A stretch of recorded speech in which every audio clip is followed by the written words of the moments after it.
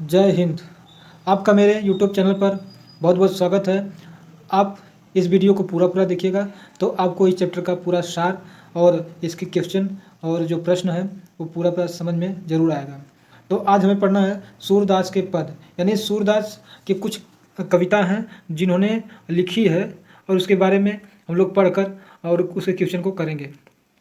तो सबसे पहले एक बात और जान लेते हैं कि कृष्ण के बारे में सूरदास जी जो लिखे हैं, तो यहाँ पे लिखा है कि ये पद कृष्ण भक्त कविवर सूरदास द्वारा रचित है। सूरदास का कृष्ण के प्रति अगाध प्रेम था। प्रथम पद में उन्होंने ईश्वर की महिमा का वर्णन किया है, यानी जो फर्स्ट दिख रहा है इसमें सूरदास ने ईश्वर की महिमा यानी श्री कृष्ण की महिमा का वर्णन किया है और बताया है कि भगवान की कृपा से जो असंभव कार्य होते हैं वे भी संभव हो जाते हैं। जबकि द्वितीय वाले पद में कृष्ण की बाल सुलभ यानी बाल चेष्टाओं और लीला का तथा यशोदा माँ की वात्सल्य और स्नेह का वर्णन किया है। तो आइए अब अच्छे तरीके से देखते हैं कि किस तरह से उन्होंने इस कविताओं में इतना ज़्यादा प्रेम और इतनी ज़्यादा वात्सल्य और ये सब भरे हुए हैं इस कविताओं में। तो दोस्तों लिखा है चरण कमल बंदव हरिराई, और इससे पहले आप इनका शब्दार्थ जरूर पढ़ लीजिएगा तो आपको इसे समझने में ज़्यादा सरलता देखने को मिलेगा।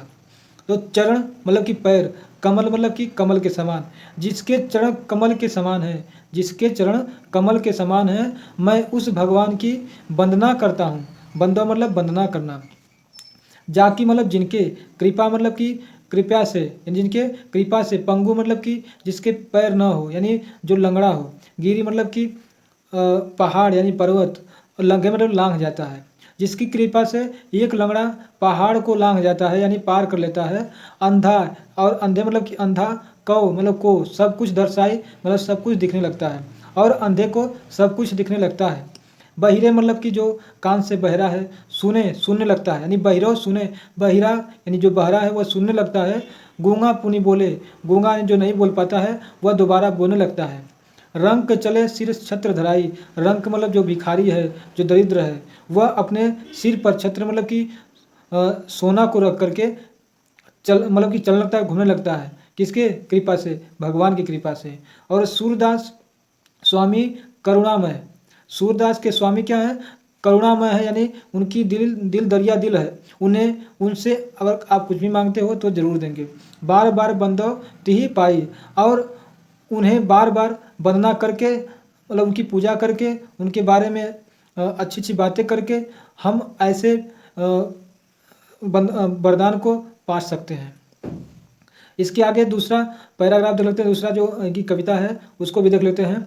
तो किलकत कान्ह घुटुरवानी आवत, किलकत मतलब कि किलकारी मारते हुए, कान्ह मतलब कान्हा यानी श्री कृष्ण जी, घुटुरवानी मतलब कि अपने घुटनों के बल से, जब छोटा बच्चा होता है तो बकैया खींचता है ना, उसी को मतलब कि घुटुरवानी कहा गया है, यानी अपने घुटनों के बल से आते हैं। मतलब कि जो श्री कृष्ण जी हैं किलकारी मारते हुए अपने घुटनों के बल आते हैं। मणिमय कनक नंद कै आंगन बिंब पकड़िबे धावत, मणिमय मतलब कि मणियों से युक्त, कनक मतलब सोना, मणियों से युक्त जो कनक है सोना, नंद के आंगन यानी जो नंद का आंगन है वह मणियों से भरा हुआ कनक है, यानी सोना से भरा हुआ, मणियुक्त सोना से भरा हुआ है।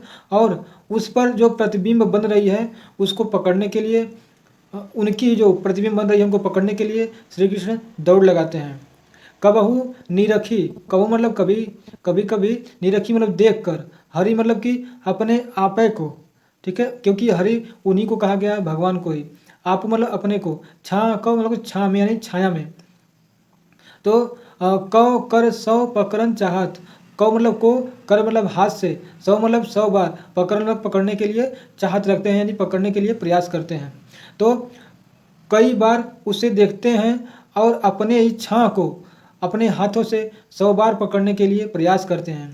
किलकी हसत साजती, किलकी मतलब किलकारी मार के हंसते हैं, हसत मतलब हंसते हैं, साजती दवे दतिया, और उनकी दांत बहुत बहुत सफ़ेद चमकते हैं, यानी मतलब कि एक सजा हुआ तरीके से दिखता है। तो पुनि पुनिति अवगाहत, और वह पुनि पुनि कई बार सूरदास जी चाहते हैं कि ऐसा दृश्य देखने को मिले, यानी जब भगवान श्री कृष्ण किलकारी मारकर हंसते हैं और उनके दोनों दांत दिखते हैं, तो सूरदास सोचते हैं कि ऐसी ही दृश्य मुझे लगातार देखने को मिले, और इस दृश्य को देख करके उनका मन भार भार धार धार हो जाता है। कनक भूमि पर कर पग छाया। कनक मतलब सोना, भूमि मतलब कि भूमि, यानी जो स्वर्ण युक्त भूमि है पर उनके पैरों की छाया पड़ती है। कर कर मतलब कि हाथ, और पैर मतलब पग मतलब पैर। तो कनक यानी स्वर्ण युक्त जो भूमि है उस पर उनके पैरों और हाथों की छाया पड़ती है। यह उपमा इक राजती।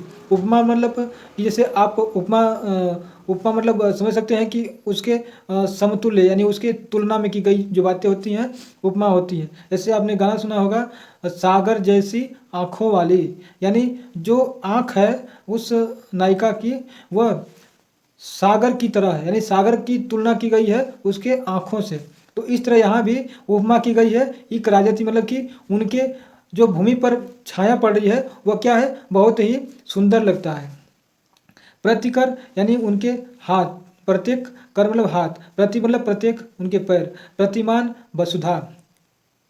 ठीक है दोस्तों, तो उनके प्रत्येक हाथ और प्रत्येक पग पर प्रतिमान मतलब कि प्रतिबिंब बनता है, छाया बनती है। वसुधा मतलब कि धरती पर।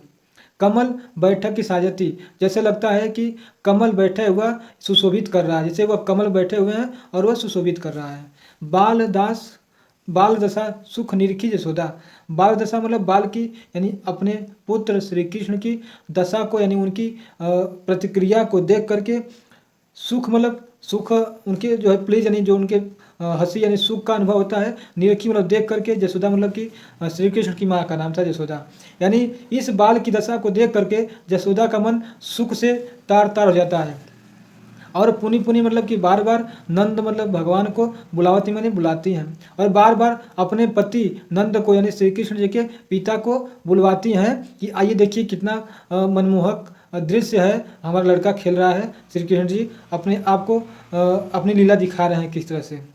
अचरा तरले ढाकी, और अपने बच्चे को यानी श्री कृष्ण जी को अपने अचरा के नीचे, तर मतलब के नीचे अंदर ले करके ढक लेती हैं, और सूर के प्रभु, सूर मतलब सूरदास के प्रभु मतलब भगवान को कौ दूध पिलावती, और अपने दूध पिलाती हैं, यानी सूरदास के भगवान को दूध पिलाती हैं। आई होप आपको वीडियो अच्छा लगा होगा, और अच्छा वीडियो लगा होगा तो ज़रूर से शेयर करिएगा, और अपने दोस्तों मित्रों को भी दिखाइएगा ताकि वो भी इसे पढ़ें और अच्छा नंबर अपने क्लास में लाएं।